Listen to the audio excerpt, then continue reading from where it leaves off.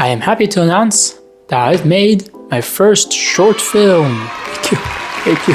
Oh, it's so hard. Thank you. Making a short film has been something I've always wanted to do for a long time. And luckily, my close friend shares a similar passion for filmmaking and acting. So we decided to make a film together. And really, it's gonna be about whatever the hell we want. So here's a little behind the scenes and sharing our thought process of working on this project. But first, I gotta go to the filming site.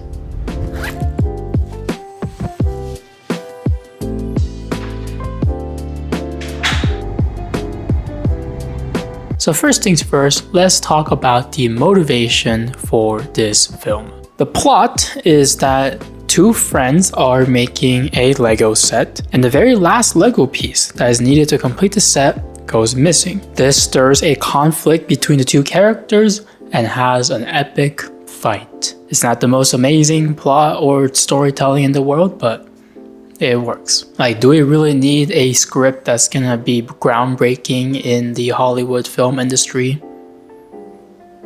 Now, the filming location is at my friend's house, and the reason is because it's the only controlled area that we had access to. And honestly, his house is perfect because he just has a bunch of random items that we used as props. It's funny because he has so much stuff that, like, if I thought of it and I was like, oh man, I wish we had this, he would be like, oh yeah, we have that. So for example, I wanted to dress up as a woman. There's a reason for that, by the way. And I was like, man, if only we had a wig so that I have like long hair or something. And he was like, oh, I have a wig. Hurry, that's okay. You have to. Your beard makes it. Oh, you have to. I'm getting you a dress. You can just put over your clothes. Why do you have a wig of a woman? Anyways, the reason I had to dress up as a woman is because for one of the reasons why the Lego piece goes missing, the mom decides to vacuum up the house and accidentally sucks up the Lego piece. So I played the mom. So I put the wig on. I borrowed my friend's mom's dress and put 2 balloons in my chest. And I was a mom. That girl that comes out of the TV. That crawls out like the little girl in the white dress that crawls out of the TV. Yeah, we gotta get a little bit. Definitely, you gotta get the back a little bit. It's actually so itchy. Is it itchy? Yeah. Oh, I'm sorry. No, it's fine. It's mean, funny. Probably good enough, dude. I don't know. The struggles of a woman. Gotta spread them out a little more. They can't be that close together. I'm trying to think of before that. I need to think of how.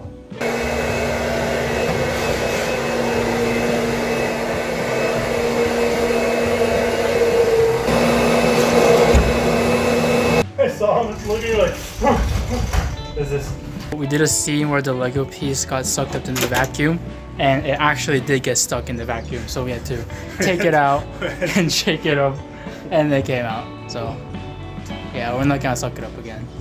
Now, one of the scenes that we really wanted to do is to break a glass bottle on one of our heads. And we knew that in the film world, making a breakable glass prop was a very common way to do this. So we decided to make a breakable sugar glass bottle. So we went to the store, got the supplies. And now that I think about it, our budget for this film is $0. We like literally didn't have to buy anything. And buying those ingredients just made that budget go up to $3. So we looked up a recipe, and basically what we needed is sugar, corn syrup, and cream of tartar, and some water. And apparently, once it reaches a certain temperature, you have to immediately pour it into a mold. At first, we wanted to pour it into a plastic bottle. Terrible idea, because I don't know why we didn't think of the fact that the high temperature is going to literally melt the plastic. We're both chemical engineers, by the way. So once that failed, we said, okay, let's use something a bit more heat resistant. So a metal can. We got an Arizona bottle that was lying around,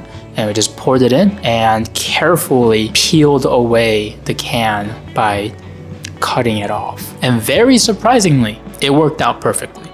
Here we got the glass. We only got one take to make this right. And do like a little test swap with this. This scene we do need to perfect it. I'm not making another one of those. Yeah. Ready for this? Yep. We're gonna do it.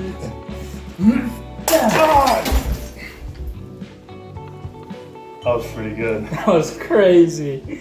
What the heck? Oh, let's see how that looked.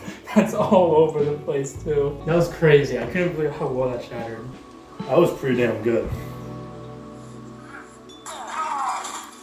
Now the choreography and the filmmaking was probably the hardest part of this project because neither of us are either professional choreographers or cinematographers. So we kind of had to wing it. In the initial script, we try to write down as much detail as possible of how the action is gonna look, how the scenes are gonna flow, and how it's gonna be filmed. But in the end, almost everything that we did was just kind of thought of on the spot. And honestly, I think it actually made the filming process much more fun because we would spend like a couple hours like brainstorming on how we should do this action scene, how the choreography is gonna work and how to film it and what angle it's gonna look like. So we kind of were like, just let things happen and whatever happens, happen.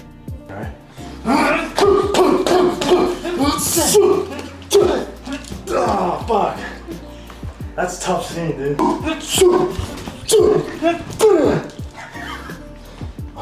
One time? Yeah, one more time. We're getting pretty good. Maybe I went to a full swing when I do it last time. Okay.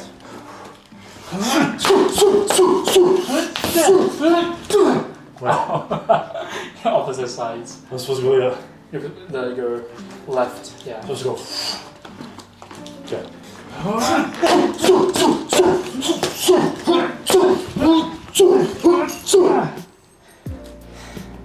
What do you think? Let's see. Let's see.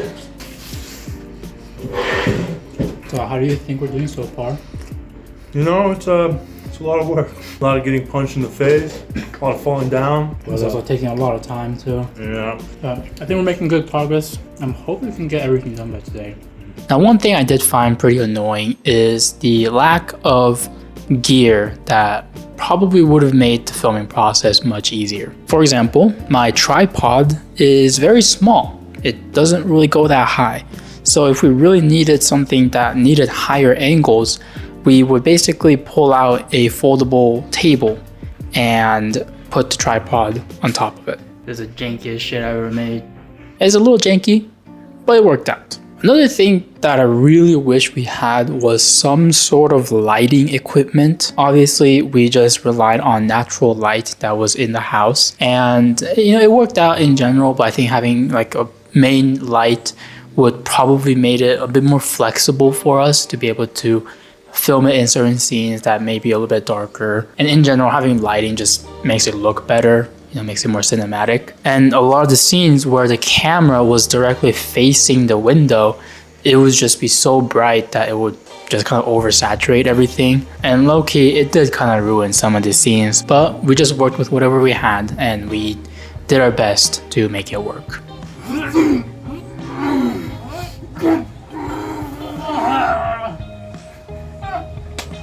Wait, it wasn't recording. Bro! Damn it!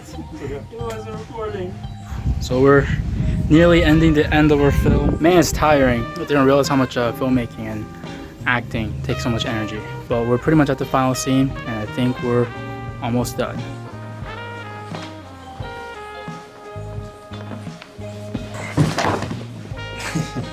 Okay, let's do it one more time.